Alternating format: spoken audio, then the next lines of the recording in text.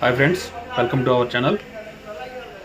ముఖ్యంగా ఈ YCP social media వాళ్ళు ఎవరైతే ఉన్నారో వీళ్ళు ఇంకా మారతారు అని చెప్పేసి జనాలు అయితే అనుకోవట్లేదు. ఎందుకంటే నిన్న జగన్మోహన్ రెడ్డి గారి ఇంటి ముందు ఏదో అగ్ని ప్రమాదం సంభవించింది. ఓకే, అది సంభవించింది, ఎందువల్ల వచ్చింది ఏంటనేది ప్రభుత్వం నిర్ణయిస్తుంది. ఏదైనా తప్పులు ఏదైనా జరిగితే దాని మీద యాక్షన్ తీసుకుంటుంది. కానీ ఈ సోషల్ మీడియా యాక్టివిస్టులు దాన్ని కూడా కూటమి ప్రభుత్వం వాళ్ళు ఏదో పచ్చ మీడియాలో ఏదో రాస్తున్నారు, అది ఇది అని చెప్పేసి ఏదో వాగుతున్నారు. అది కూడా వీళ్ళే కావాలని చేశారు, మా జగనన్న మీద ఏదో కుట్ర జరుగుతుంది అని చెప్పే కోణంలో ఉన్నారు. దీని మీద వీడియో చేస్తూనే ముందు జరిగిన వరదలు కావచ్చు, తిరుపతిలో జరిగిన ఇన్సిడెంట్ కావచ్చు, ప్రమాదవశాత్తు జరిగిన ఈ ఇన్సిడెంట్లని మళ్ళీ తెర మీదకి తెచ్చే విషయం చేస్తున్నారు.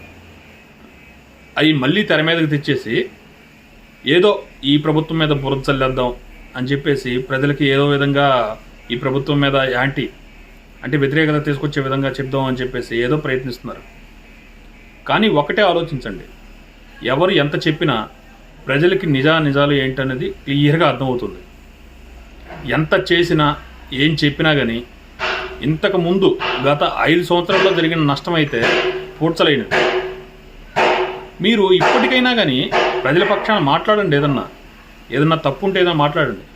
ఏదో ఫీజు రీఎంబర్స్మెంట్ గురించి ఏదో పోరుబాట అది ఇది చేస్తామన్నారు, చెయ్యండి.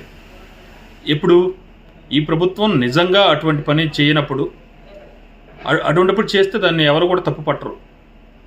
యాక్చువల్గా ఏం జరుగుతుంది, ఆల్రెడీ మీ ప్రభుత్వ హయాంలో ఏదైతే మీరు బకాయిలు పెట్టేసి వెళ్ళిపోయారో ఆ బకాయిల్ని ఈ కూటమి ప్రభుత్వం వచ్చిన ఈ 7 నెలల్లోనే 22,000 కోట్ల రూపాయలు చెల్లించడం జరిగింది.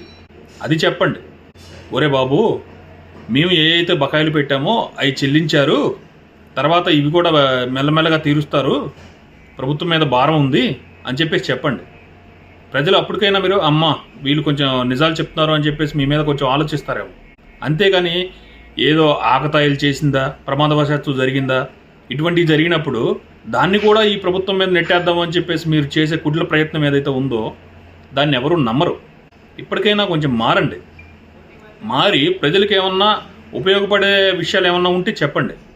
అంతేకాని మీరు ప్రతి ఒక్క విషయాన్ని కూడా ఇప్పుడున్న ప్రభుత్వంపై రుద్దే విధానం చేస్తే మటుకి ప్రజల భవిష్యత్తులో అస్సలు క్షమించరు. ఇప్పటికైనా మారతారని చెప్పేసి ఆశిస్తున్నాను. Thank you.